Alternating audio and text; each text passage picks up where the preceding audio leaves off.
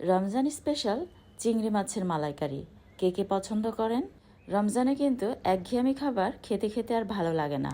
তখন কিন্তু আপনারা চিংড়ি মাছের মালাইকারির এই রেসিপিটি বানিয়ে নিতে পারেন। মুখের স্বাদ দ্বিগুণ বেড়ে যাবে। আসসালামু আলাইকুম এভরিওয়ান, সবাই কেমন আছেন? আশা করছি সবাই অনেক বেশি ভালো আছেন। তো আজকে আপনাদের সাথে এই চিংড়ি মাছের মালাইকারির রেসিপিটি শেয়ার করছি। আর আমরা তো চিংড়ি মাছের মালাইকারি কম বেশি সকলেই বানিয়ে নিতে পারি, তবে আমি যেভাবে রান্না করে থাকি সেটা কিন্তু আপনাদের সাথে শেয়ার করছি। আর এটার গ্রেভিটা দেখে বুঝতে পারছেন কতটা মজা হবে। তো আশা করছি পুরো ভিডিও জুড়ে সাথে থাকবেন। রেসিপি ভালো লাগলে চ্যানেলটি সাবস্ক্রাইব করে সাথে থাকবেন, আর ভিডিওতে একটি লাইক দিতে ভুলবেন না, আর পরিবার পরিজনদের মাঝে ভিডিওটি বেশি বেশি শেয়ার করে দেবেন।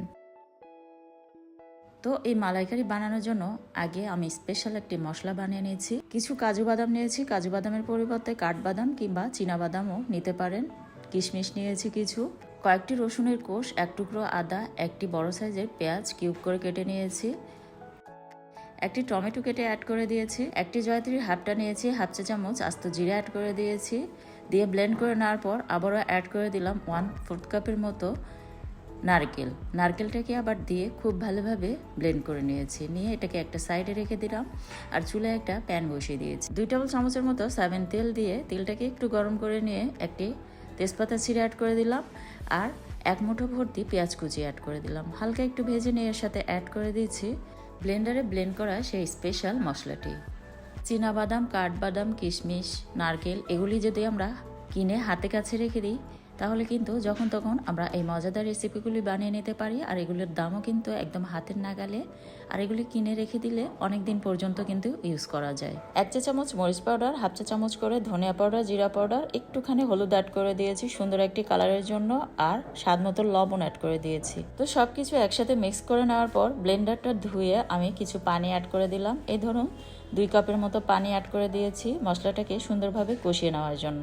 সাধারণত চিংড়ি মাছের মালাইকারি বানানোর সময় আমরা কিন্তু নারকেলের দুধটা ইউজ করে থাকি, কিন্তু আমি এখানে নারকেল বাটাটা ইউজ করেছি। আর নারকেল বাটা ইউজ করার কারণে কিন্তু এর গ্রেভিটা একদম মাখা মাখা টাইপের হবে, আর খেতেও কিন্তু ঝোলটা দুর্দান্ত লাগে।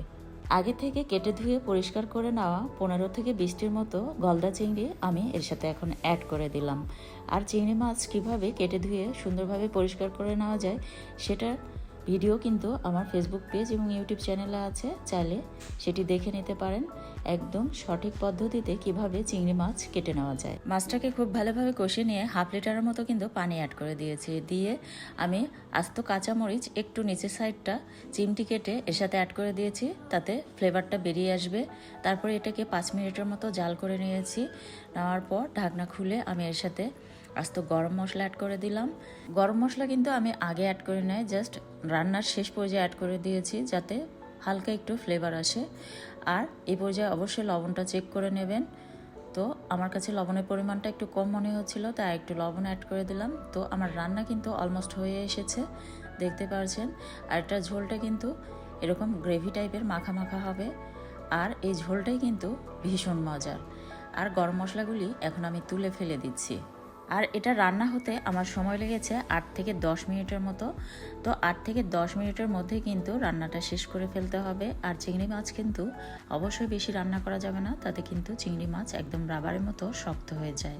তো এটা মাথায় রেখে কিন্তু অল্প সময়ের মধ্যে চিংড়ি মাছ রান্না করে নিতে হবে। আর এটার ঝোলটাই কিন্তু বেশি মজার। তো আপনারা অবশ্যই এইভাবে একবার চিংড়ি মাছ রান্না করে খেয়ে দেখবেন। আমার বিশ্বাস একবার রান্না করে খেলে বারবার খাবেন, এতটাই মজার। তো আমি এটাকে এখন সার্ভ করে নিয়েছি।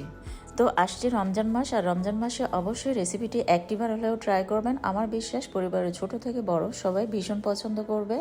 আর আমি যে কোনো রেসিপি কিন্তু খুব সহজভাবে উপস্থাপন করার চেষ্টা করি। রমজান মাসের বিভিন্ন রেসিপি কিন্তু আমার ফেসবুক পেজ এবং ইউটিউব চ্যানেলে দেওয়া আছে, চাইলে সেগুলিও ট্রাই করতে পারেন।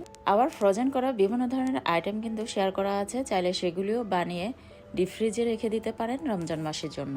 আর সামনে রমজান মাসে বিভিন্ন ধরনের রেসিপি নিয়ে কিন্তু আপনাদের মাঝে হাজির হব। তো ইউটিউব চ্যানেল থেকে দেখে থাকলে সাবস্ক্রাইব করে সাথে থাকবেন, আর ফেসবুক পেজ থেকে দেখে থাকলে ফলো দিয়ে আমাকে সাপোর্ট করবেন। আর হ্যাঁ, ভিডিওটি অবশ্যই বেশি বেশি শেয়ার করে দেবেন, কারণ আপনাদের একটি শেয়ার আমাকে সামনে এগিয়ে নিয়ে যাবে অনেকখানি। আর আপনাদের এই লাইক কমেন্ট শেয়ার আমাকে কাজে কিন্তু অনেক উৎসাহ যোগায়। তো পরবর্তী রেসিপি দেখার আমন্ত্রণ জানিয়ে আজকের মতো এখানেই বিদায় নিচ্ছি। সবাই খুব বেশি ভালো থাকবেন। আল্লাহ হাফিজ।